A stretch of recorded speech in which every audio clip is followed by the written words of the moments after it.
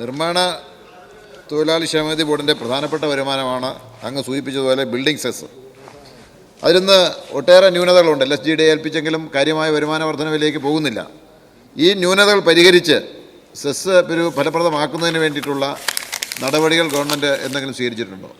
Yes minister. Sir, നിർമ്മാണ തൊഴിലാളി ക്ഷേമനിധി ബോർഡിലെ ബിൽഡിംഗ് സെസ് പിരിവിലുണ്ടായിരുന്ന ന്യൂനത പരിഹരിക്കുവാൻ സർക്കാർ എന്തെല്ലാം ധാരാളം നടപടികൾ സ്വീകരിച്ചിട്ടുണ്ട്.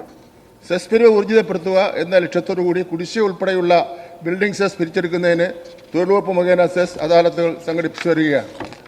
സർ, 2021 നവംബർ മാസത്തിലാണ് സെസ് അദാലത്ത് ആരംഭിച്ചത്. ഇതിപ്പോഴും തുടരുകയാണ്.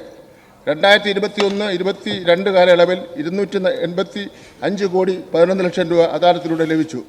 2022-23 ഇത് 378 കോടി 18 ലക്ഷമായി മാറി.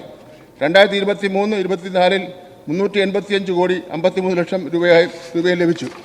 സർ, അദാലത്ത് മുഖേന 5 തുല്യ ഗഡുക്കളായി സെസ് അടയ്ക്കുവാനുള്ള സൗകര്യവും കെട്ടിട ഉടമകൾക്കുണ്ട്. കൂടാതെ പലിശയും പുനഃപലിശയും ഒഴിവാക്കുന്നതിനുള്ള നടപടികളും സ്വീകരിച്ച് വരികയാണ്.